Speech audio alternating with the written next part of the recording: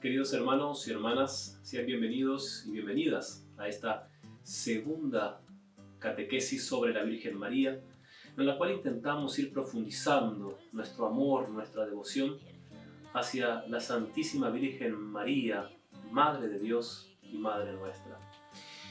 En esta ocasión me gustaría iniciar esta catequesis con una frase de San Luis María Griñón de Montfort.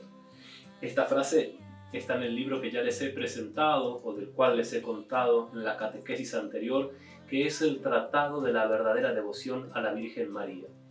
Y más que una frase, es una pequeña comparación que San Luis hace, que sería la comparación de la manzana.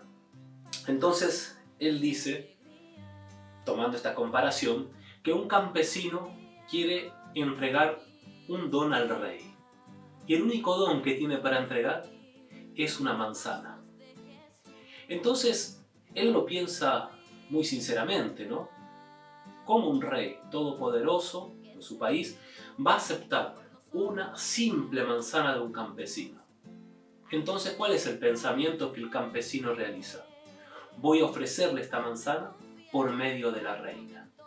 Y la reina acepta este pedido del campesino y le ofrece al rey aquella simple manzana, pequeña y común, sobre una bandeja de oro. Y el rey, viendo la forma de la presentación, pero sobre todo, quién se la presenta, acepta aquella manzana como un gran don en nombre del campesino, porque la reina se la ofrece en nombre de aquel campesino y el rey la acepta muy amistosamente y muy alegremente. De esa misma manera son las oraciones que nosotros presentamos a Dios cuando lo hacemos por intermedio de la Santísima Virgen María, porque nuestra Reina del Cielo ofrece nuestras sencillas, pequeñas, humildes oblaciones, entregas, oraciones, penitencias a Dios sobre esa fuente de oro, si se quiere así. Ella las ofrece como un don de estos pequeños hijos que con sus deficiencias y limitaciones y debilidades a cuestas ofrecen lo mejor que tienen, aunque esto sea pequeño. Entonces, con esa pequeña introducción que nos hace perfectamente San Luis, yo quisiera hoy, antes de empezar la catequesis en sí, responder una de las preguntas que estaba en la catequesis anterior, para que vean que leo las preguntas que ustedes dejan. Había quedado allí alguna duda sobre la asunción de la Virgen María. ¿Cómo puede ser que ella es asunta en cuerpo y alma? ¿No es solo el espíritu lo que se va? Bueno, es la única criatura, que viene la respuesta, que tiene esta condición. Por eso celebramos el 15 de agosto la Asunción. No es solamente que la Virgen dejó de estar entre nosotros físicamente y espiritualmente, sino que Dios la premia justamente por haber sido partícipe del proyecto de Dios de hacer presente al Hijo del Hombre, al Hijo de Dios encarnado en su seno. Entonces le da este premio de llevarla en cuerpo y en alma al cielo. Única criatura que ha tenido este premio divino de ser asunta, es decir, llevada por medio de los ángeles al cielo a participar de la gloria con Dios, a volver junto a su Hijo y a participar de esa gloria en cuerpo y alma. Espero haber respondido y pueden dejar otras preguntas que en la próxima catequesis las puedo retomar al principio, siempre y cuando pueda responderlas. Hay que también ser conscientes de la limitación que uno puede tener en el conocimiento, pero en todo caso me pueden obligar a invitar también a estudiar un poco más, que siempre cuando es de la Santísima Virgen María no es un peso, sino una alegría poder meditar y poder profundizar en el estudio de la Virgen. Y yo quisiera hoy hablarles, con esa introducción de San Luis María Griñón de Montfort, sobre las diferentes advocaciones marianas, ¿verdad?, que a veces nos llevan o llevan a algunos cristianos a la confusión, ¿no? De decir, bueno, yo tengo esta devoción a tal virgen, ya mal expresamos, a tal virgen, porque es más poderosa o porque es más milagrosa. María se presenta con diferentes rostros, con diferentes vestidos, en diferentes lugares, pero siempre se presenta como la Madre de Dios, aquella que viene a comunicar no su propio mensaje, sino que viene a comunicarnos el proyecto de Dios. Y entonces quiero marcar un común denominador que me parece fundamental que la Virgen realiza en sus apariciones y que tiene mucho que ver con lo que Dios ha hecho en la historia de la salvación. Ese común denominador es una marca imprescindible de lo que Dios realiza. Entonces, me gustaría empezar, ya que tenemos aquí esta hermosa imagen, por la Virgen de Fátima, en Portugal, ¿no? La Virgen María, que se aparece del 13 de mayo al 13 de octubre de 1917, comenzando en la Cova de Iria, en Portugal. Y fíjense, y ahí entra nuestro común denominador. Se aparece a 3 pastorcillos: Lucía dos Santos, Jacinta Marto y Francisco Marto, 2 de los cuales son santos hoy. Y Lucía, que fue la que más vivió, está en ese camino a la santidad reconocida por la Iglesia, porque vivió un camino profundo de santidad, entregando su vida como carmelita descalza. Fíjense que elige a 3 niños, campesinos, analfabetos, sin formación. 3 pequeños, 3 pobrecillos, 3 pastorcillos, a los cuales les confía y les explica el misterio de la salvación, y a los cuales les confía la misión de rezar por la conversión del mundo entero. Le dice la Virgen en un lenguaje muy comprensible y en su propia lengua, para que los malos se vuelvan buenos. María, Madre de Dios, Madre nuestra, confía el misterio de la salvación a 3 pequeños, humildes y sencillos pastorcillos.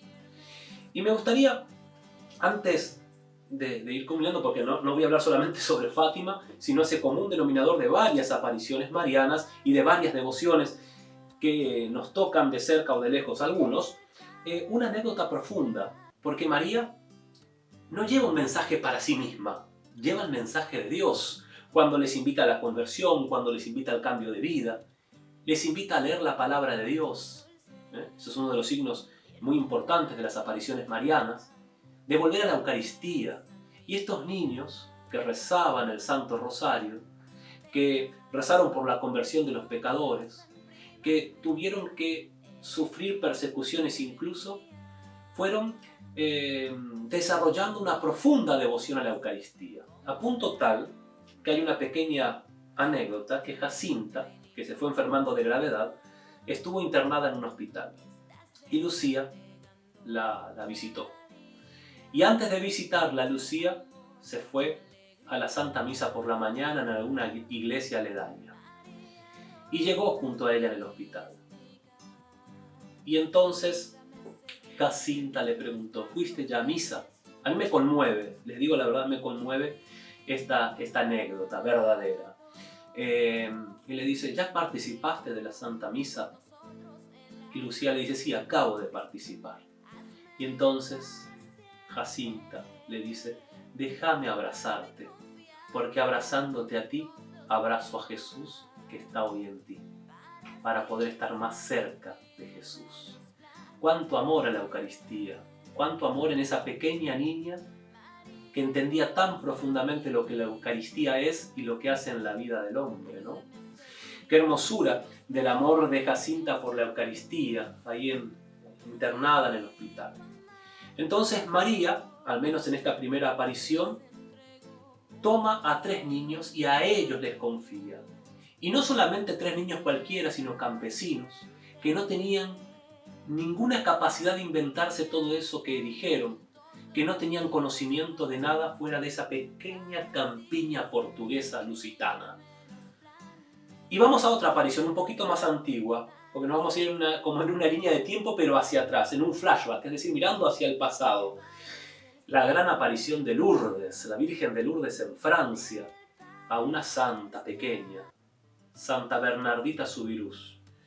Esta niña de 14 años que recibe la aparición de la Santísima Virgen María y que luego ella también tomará la vida religiosa, la vida contemplativa como una señal de entrega total a Dios. Aquella aparición que tuvo lugar el 11 de febrero de 1858. 18 apariciones consecutivas en diferentes momentos donde la Virgen María, allí en Lourdes, se apareció a esta pequeña niña de 14 años, también pobre y campesina. ¿Y cuál es el pedido que María hace? Oración, penitencia y conversión. Es decir, comunión profunda con Dios, cambio de vida y hacer también penitencia o obras que nos lleven a la penitencia por aquellos que no conocen a Dios, por aquellos que escapan de Dios, que renuncian a Él. María viene a traer un mensaje de amor para que esos hijos dispersos por el mundo vuelvan al amor de Dios. Finalmente, Bernardita Soubirous fue canonizada en el año 1933. Y vamos más lejos todavía en la línea de tiempo, aquella que es denominada emperatriz de América Latina, patrona de América Latina, la Virgen de Guadalupe, la cual se aparece a San Juan Diego, un indígena, un originario, nativo de las tierras mexicanas, cuya aparición tiene lugar el 12 de diciembre de 1531 en el monte del Tepeyac.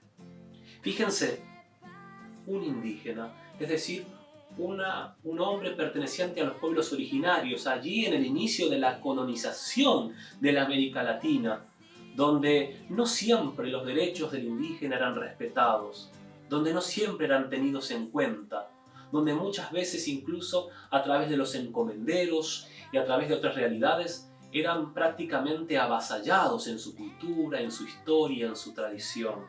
María se aparece con un rostro moreno, con un rostro originario, con un rostro cercano a aquel pequeño hombre, San Juan Diego, que la escucha, que la mira, que la contempla. Y la Virgen le pide que se vaya al obispo Juan de Zumárraga y que le pidiese al obispo que construyese ahí una casa para la Virgen, un lugar donde ella pudiese ser venerada. Y entonces San Juan Diego le dice, y cuando vaya al obispo, le diré que quién me manda. Y la Virgen le dice, dile, porque le hablaba en su idioma, en su lenguaje, no le hablaba en castellano, no le hablaba en español, sino en su idioma materno.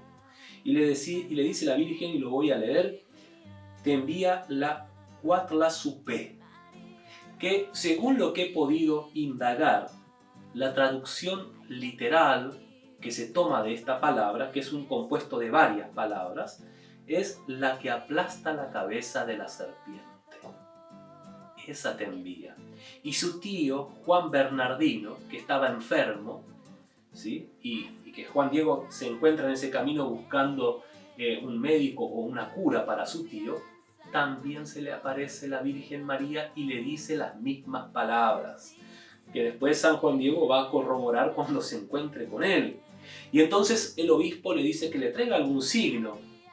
Y allí encontramos esa hermosa anécdota, historia, cuando San Juan Diego recoge aquellas flores que la Virgen hizo crecer y que las lleva, ¿sí?, enrolladas en su vestimenta típica, una especie de poncho, ¿sí?, que lo lleva frente al obispo, y cuando lo extiende para mostrarle las flores, es allí donde el obispo se sorprende, porque encuentra allí estampada, plasmada la imagen de la Inmaculada Madre de Dios.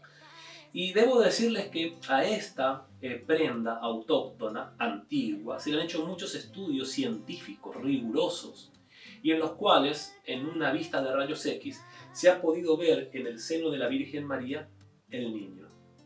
Y otra cosa todavía más impresionante, que a mí me conmueve, que haciendo un análisis muy profundo, con una gigantografía, mirando en lo profundo del iris, del ojo, de la imagen que está plasmada en aquella prenda antigua y típica de los originarios de aquella región, se puede ver la imagen que la Virgen estaba mirando, es decir, que se ve el paisaje y se le ve a San Juan Diego delante hablándole.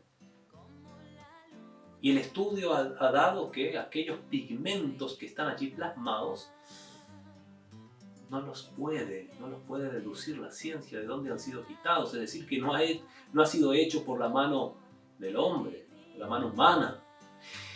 Y más todavía que sí la ciencia ha corroborado que aquella prenda, aquellos tejidos, datan de aquella época en la cual la Iglesia dice, desde centenares de años, que la Virgen se apareció en México, para unir a dos pueblos que se estaban cruzando, a dos pueblos que se estaban encontrando a través del mestizaje.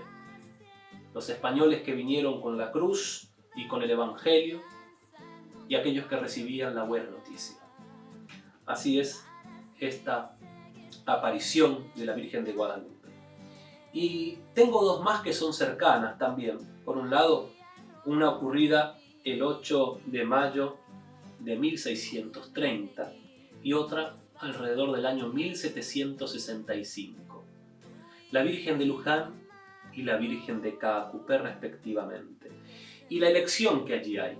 Porque mientras la Virgen de Luján elige, porque lo elige ella, esa pequeña imagen de terracota que tenía que ir hacia Santiago del Estero, vía terrestre, pero que en un paraje no quiso caminar más y quiso quedarse ahí, y los bueyes no caminaban hasta que bajando y subiendo, se dieron cuenta que no había caso, que la Virgen tenía que quedarse, queda en manos del negro Manuel.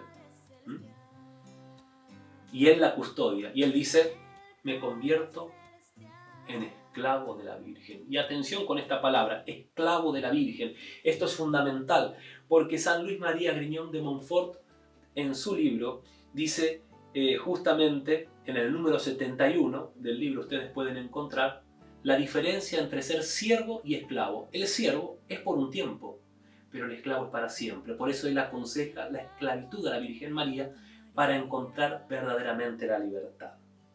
Y en el caso de la Virgen de Caacupé, en aquella misteriosa inundación, terrible más que misteriosa inundación, pero que misteriosamente aparece flotando la imagen de la Inmaculada Concepción y que queda en manos de un guaraní, José, que la custodia, la lleva, la protege, igual que Manuel. ¿Cuál es el común denominador en todas estas apariciones? Que la Virgen elige a los pequeños, a los sencillos, a los pobres, a los desprendidos, aquellos que ella puede guiar. Así como Dios nos dice en Isaías 61, y es la palabra que Jesús lee en el Evangelio de Lucas, cuando desenrolla aquellos rollos de la ley y dice: yo he venido a anunciar la buena nueva a los pobres. Y recordemos la elección de Dios por María, una humilde, pequeña y sencilla muchacha de Palestina a la cual le confía el misterio de Dios. Y ahí, queridos hermanos, teniendo ese común denominador, cómo Dios elige lo pequeño y lo sencillo, viene a nosotros una necesidad imperiosa de que nosotros también tenemos que ser sencillos, pequeños y humildes.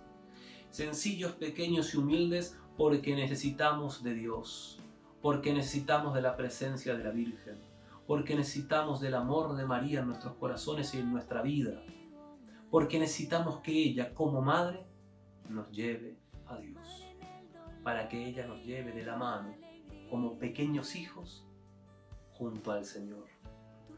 Y entonces tenemos que aquí distinguir algunas cosas importantes.